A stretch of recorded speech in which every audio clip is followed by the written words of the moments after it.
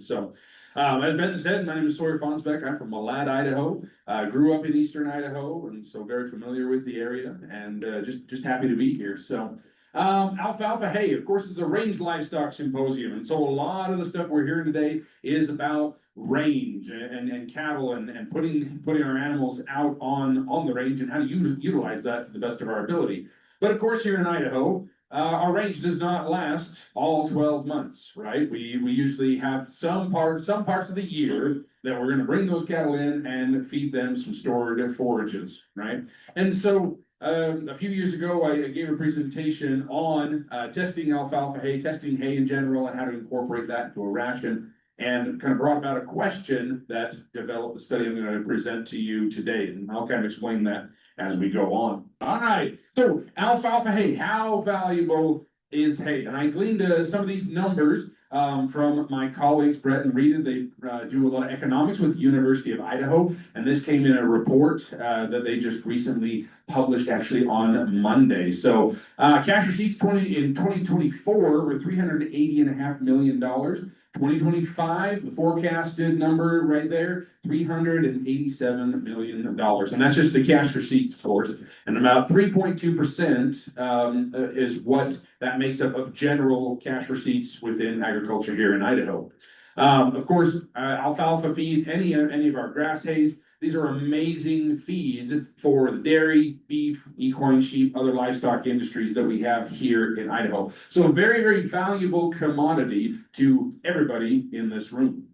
Now, about 45% of the hay that is produced, and that's an estimated number, grown here in Idaho is fed directly to animals on the farm where it was produced. And so all of that hay never makes it into those cash receipt numbers, right? And so Brett and Rita, within this article, total value of hay production here in Idaho estimated at about $716 million in 2025. So kind of just setting the stage for hay is a super important commodity here in Idaho. In the 2022 ag census that came out, hay, other crops and hay was listed. A lot of sales, $1.3 billion in sales. And then, of course, hay ranking in the U.S., we're number 2. Idaho ranks number 2 with hay production. And of course, the hay giving then support to the livestock industries. And so all of this goes hand in hand in what we're talking about with all the topics we have today. Top crops and acres, forage is actually there at the top based on that another report with that 2022 ag census that came out. 1.4 million acres for forage. And then of course, livestock inventory, really high. We're a great cattle state, a lot of good sheep production. Equine industry is strong here in Idaho, and all those animals need some stored forages at some point during the year.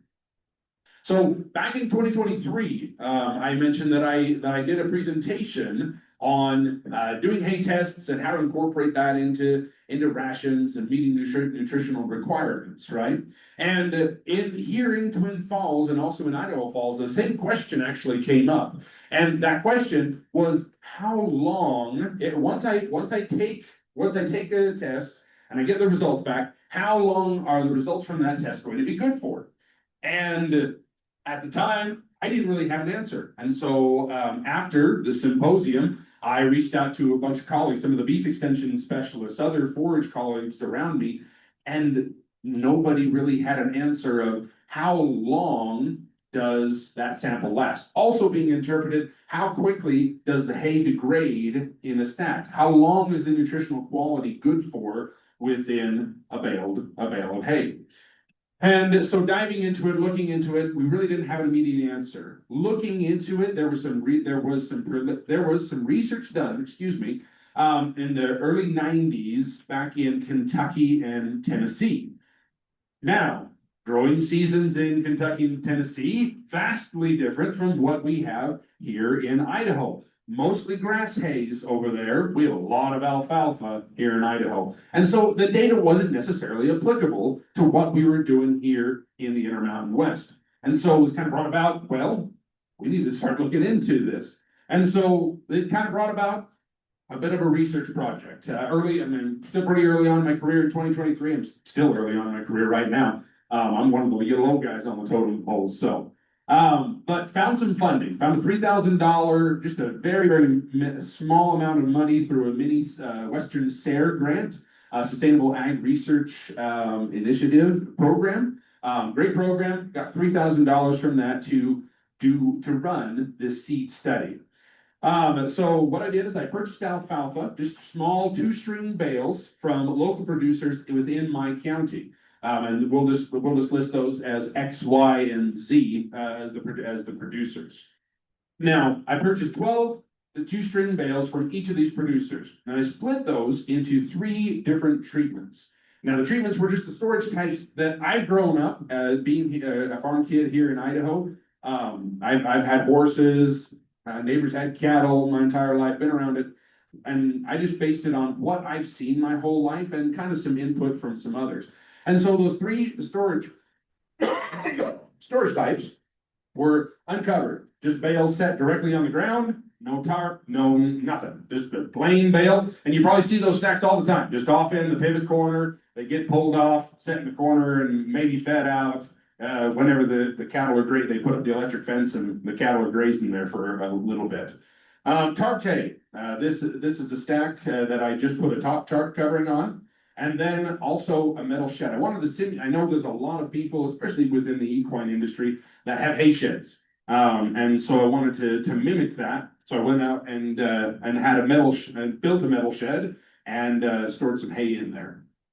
Initial samples were collected in September of 2023. This was second crop hay that I had gotten from these producers, and we started that in September of 2023. And then bales were tested about every 4 months. Every 4 months, I would go out with the hay pro. I would get samples from all of those bales, get composite samples, and then send that in to an independent lab for an IR analysis.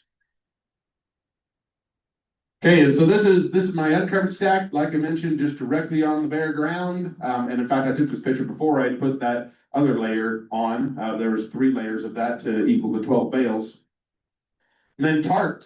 I'd had a tarp stack, put a tarp over the top, and then raised it up on pallets, try to get that off of the ground, away from the moisture within that soil. And then the third level, of course, purchased this lawn shed from Home Depot, built it, and that's where I stored hay and to mimic a completely protected bale, right? Okay, after 2 years, I got a few pictures here of what this looked like after 2 years. What this looked like. Uncovered bales. Raise your hand if you've ever seen a stack looking like this. All right, that's too many hands, right? This is terrible. I mean, terrible looking hay, and it tested it up about as good as you think it would. We'll talk about those results here in a little bit. But of course, deteriorated bales, strings were breaking all over the place, bales falling off the stack, just really an unsightly feature to look at. All right, tarp bales, okay? Ragged on the edges. This tarp had actually endured, it had gotten these breaks just about a week before I did the last test. So the tarp was intact until that point. And then the shed bales, a little bleached on the edges, but overall, really a good looking hay bales. If you were just walking in and wanting to buy some stuff, visually, this is probably what you're going to be wanting to look for on some of the stack. All right, so what I did is after the 2 years, of course, I took my hay probe and took samples of all of the bales. And then I took each and every single bale and actually broke them open.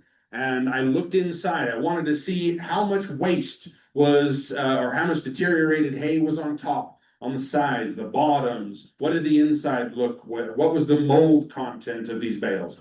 And so in fact, my wife and son came out with me on this specific day, and my wife was taking notes, and I would just cut open a bale and break it open, look at everything, and I would just rattle off some notes, and she would write it down, and I've got a couple notebook pages full of notes from the inspection that I did on these. And then just overall aftermath, big old mess of hay, but we got a lot of data out of it. Some really interesting stuff that I'm excited to share today. With those open bales, as you would expect, the inside was really wet, moldy, and in fact, the last time that I had poked it, one of those bales with this hay pro, it came out just all bound up, gunk, wet hay, moldy hay, terrible stuff. There were a few bales in that open one that were in the middle that were a little green in a couple spots, but those were the middle bales that weren't on the bottom. They weren't on the top. Still had a little bit of green to them, but still plenty of mold on the edges and outside of those bales. Again, more mold, as you would expect with those open bales. Tarp bales. Now, despite being a little bit ragged on the outside, honestly, the inside of these bales smelled good, still had really good structure to it. Everything was looking really good physically. Where the hay bales did contact the boards of the pallets, getting those off, those were darkened. I mean, the boards had gotten a little bit wet just from moisture wicking through the wood, and so it gotten the hay a little bit wet, but really maybe a 1/4 inch of waste on the bottom of those bales that were contacting the pallets. But still really good hay. Right on this couple of the edges where the tarp came right down on the sides, a few spots of mold, but some really good looking hay. And then the shed bales, broke open a few of these. All of them were exactly the same. A little bleached on the outside, but inside, really good looking green, fresh hay. So what were the results of the NIR analysis? I've talked about the physical characteristics that I've seen. What did the NIR analysis? Now, before I kind of put this, again, I want to emphasize the part that this was a seed study. And within research, a seed study is kind of a starting point where really this has not been done in the Western United States ever, to my knowledge and to the knowledge of many of the colleagues that I have in this room. And so it's a start. $3,000 is not that much money. And I only purchased hay from just Oneida County. And so the results here, take it with a grain of salt. I've got no new big announcements of what we need to do or what we shouldn't do today, but definitely some talking points and some ideas moving forward of how to store hay and what the quality does in stored hay. So just wanted to put that out there. Preliminary results from a seed study. We're hoping to make this bigger and better and get some more funding in the future, but really excited just to share these results today. I did use the Idaho Hay and Forage Association standards. These are standards that are based off of crude protein, and ADF, NDF. So ADF and NDF, those are values of digestibility. How much of the hay is digestible and how much hay there is, and what the digestibility level is. TDN and RFE values also play a factor within the rankings there. So as I talk about that, this is the chart that I am referring to. Okay, change in dry matter. As expected, those uncovered bales, they lost dry matter. Of course, they're getting their exposure to moisture, more deterioration going on within those bales. Within the randomization process of placing those bales in the stack, producer Y actually had a couple bales end up on top. So that ended up with higher deterioration, and that continues on throughout the other parameters that we look at. But the tarped and the shed bales, really not much, less than 2.5%, some of them less than 1% change in dry matter. So protected hay really stayed pretty consistent with the dry matter levels that they had within the hay. Minerals, so we have calcium, phosphorus, magnesium, and potassium. Mineral levels unchanged, really relatively. I mean, there's a few small changes here. Potassium has a bit higher changes, but if we look at those percentage of dry matters, really only about 1% change in dry matter for the potassium levels. All the other levels really very, very, very minuscule changes and really honestly stayed pretty consistent throughout the study, which was kind of interesting to understand that minerals are pretty stable within our stored forages. Vitamins are a different story. I did not look at vitamins within the study, did not have the funding to do so. It's a lot more expensive to test for vitamins within hay, but maybe something we might throw in the future. Change of crude protein. This is one that didn't automatically say, okay, yes, the crude protein did this and this is why, or it followed the dry matter or whatever. Some of the crude protein levels went down and some of them went up, and there really wasn't any rhyme or reason to that. And so crude protein still up in the air. What does crude protein do over the course within stored forages?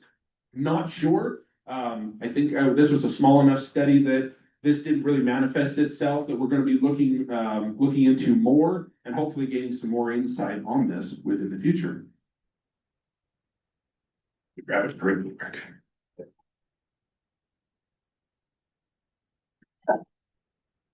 Okay, acid detergent fiber.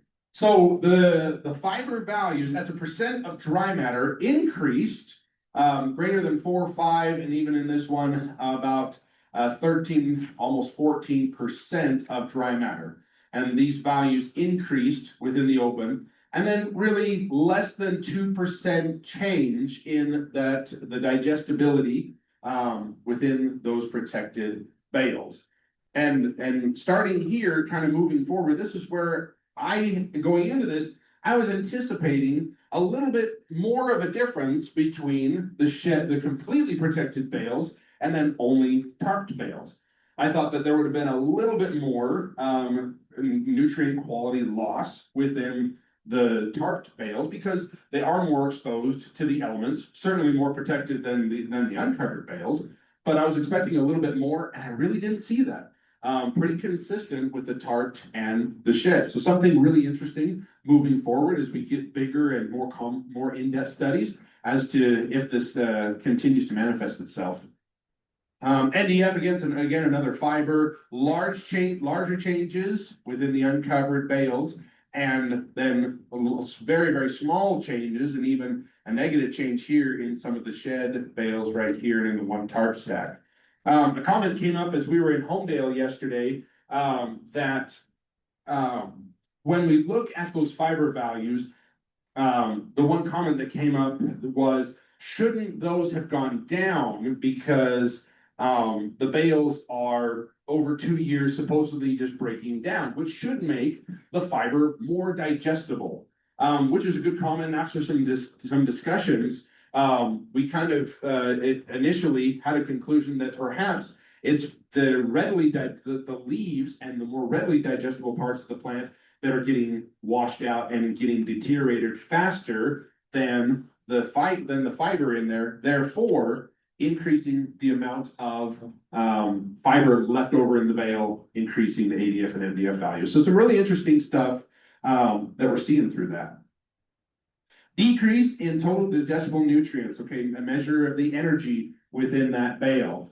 The open bales, about 3, 4, all the way down to about 11% decreases in TDN values, and very, very minimal, less than 2%, closer to the 1%, 1.5% change in that TDN. Now, referring back to that Idaho Hay and Forage Association grading standards, the open hay as an average started out at about a supreme TDN, and at the end of those 2 years had dropped these levels as an average had dropped to a good level of TDN, whereas the tarp bales, shed bales, they maintained within that quality level at the supreme of TDN.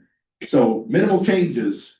Kind of the story that as we look through each of these is we've known this for a while, but we're actually starting to get data behind this. We need to cover our hay. We need to protect that investment. Relative feed value. Now, this is not one that's used in rations or formulating for nutritional quality or anything, but really kind of gives an overall value of where is the standard of that hay. Many individuals will put a price per point of TDN. I know I've heard of many buyers doing that, or for RFV excuse me, the open bales completely uncovered, losing somewhere between 30, well, I'd say about 20 to 65 points of relative feed value. Tart hay, the shed hay, less than 10 points loss with relative feed value. So again, referring back to the grading standards that we should use, start out at a good RFV, dropped to utility hay. Whereas the other one, they started out as a good, stayed at that good level of relative feed value. Okay, so those are the parameters, and then as I looked at these data points over time, something that really manifested itself was there wasn't really a straight linear regression, that it just broke down evenly over time. It depended on the season. It depended on the temperature, humidity, as I'm seeing here, as to where this one is dry matter, which is of course very, very applicable to the weather and changes in the seasons. But there's kind of some up and down variability based on the time of year that the test was done.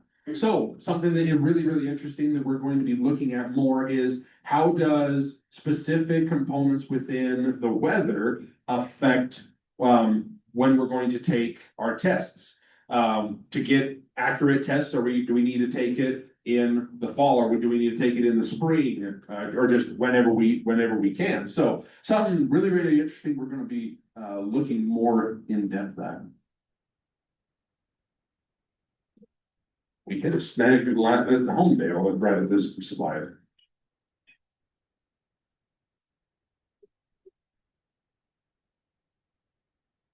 Okay, so this was the shed values plotted over the course of the 2 years, kind of just summarizing the multiple points that I had already laid out.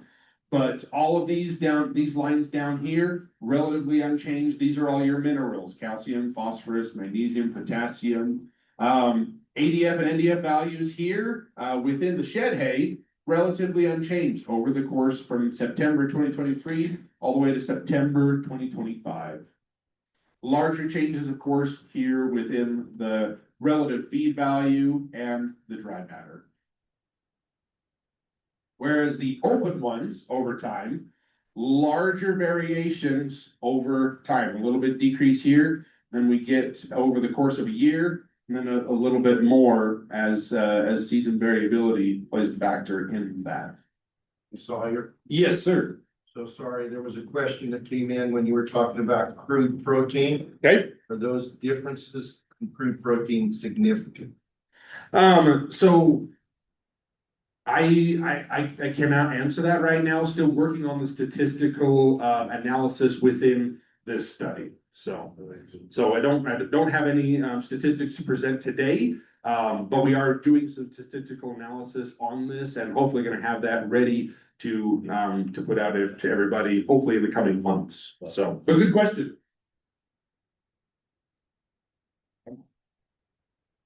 It's not liking me today. All right. So in summary, minerals relatively unchanged, really unchanged and very stable over the course of the 2 years. Crude protein, on the other hand, those changes were variable and not really understood as to why those crude proteins were decreased in some bales and increased in others. And so something that we maybe need to fine tune and really look at in depth here in the future. ADF and NDF values numerically had twice as much change in the open bales as the unprotected bales. So putting some numbers to some things that we've known for a very long time, but really putting the data to back that up, what we know. Total digestible nutrients and the relative feed value decreased against numerically double the amount in open bales than protected bales. And it's just something interesting. I was expecting a little bit more change there, but the tart hay and shed hay really overall pretty similar within the nutrient quality in those bales. So we're really looking forward. So this study was just a small study I did just right at my office, just in Oneida County. Since then, I started to gather up some educators from across the state and in other states to develop a team to work on this. We've put in a request for more funding so we can do this on a much larger scale across the entire Intermountain West.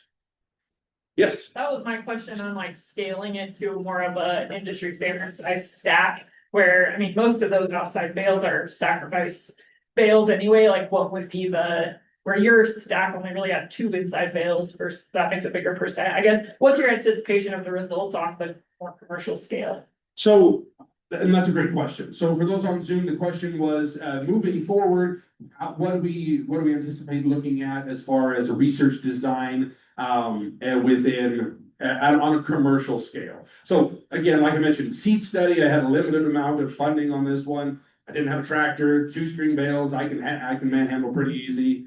So we got some really interesting data off of this that is really tailoring how we're going to build the next one. In the future, we're probably going to have 3 or 4 different storage types, completely uncovered stacks, top tarp stacks, and maybe a fully enclosed stack. We're seeing more of those, particularly wrap stacks. Yep, wrap stacks, particularly here in this area of the state. And we're looking at doing these on 3x4, 4x4 bales, about 80 to 90 bales total. So much larger scale in about 4 to 5 different sites between Montana, Idaho, and Utah. So much larger scale. Again, still developing that research design. Part of the reason why I'm presenting this as well is if you have any suggestions for me, please feel free to find me throughout the day. I've got a pad and paper right here. I am taking notes through this, and I'm interested to hear what would be applicable for you and your operation. That's my entire goal, is to make this applicable to cattle producers and range livestock producers here in Idaho. So, good question. One of the other comments that came up that we're hoping to look at in the future was the weight of the bales. What does time do to the weight of those bales? And then of course, economics. Are the input costs worth it? Not something that I know today, but something that we're incorporating in future research. So we have submitted a pre-proposal for a grant to do this. We're still waiting to hear back on if we're going to get funding or not. We're looking forward with that. And then thanks for the support. Again, this research idea came from this livestock symposium, from questions that were asked. So we appreciate your participation. I've had a lot of great comments and suggestions. And then another big thank you to the Western SARE organization for funding this small project. Again, awesome help. My staff at my office manager was also really supportive in this. And then of course, the little guy, he was good moral support. Good moral support throughout the project, and then of course my wife, a good note taker there on multiple times. So appreciate everybody attending. Hopefully this was some useful and interesting information for you guys, and I'll take any questions. Maybe just one other to respond to. It said, wonder if some of the differences can be attributed to sampling or test errors. Okay, so that's a good one. So for those on Zoom, could some of the variation be attributed to testing errors, whether it be machine error or human error within the testing? As far as getting samples from every single bale, I was the only one who did that, and I did every single bale exactly the same every single time. I put the hay probe in the same spot in every single bale every single time. So not to say that there wouldn't be a little bit there, but we reduced that by, I was the only one who tested that hay. As far as machine NIR analysis, that is a really good point. I need to reach out to them and see what is a normal level of variation within that NIR test. So that's a great suggestion. Any other questions? Yes, in back. You use the same lab for each? Yes, same lab. I would usually test on a Monday, put those, I would get all my samples together, label them, put them in a package, and 2 days ship them to the lab. And I had results usually by Friday. So testing protocol was exactly the same. Same lab was used throughout the entire 2 years. Yes, very good comment.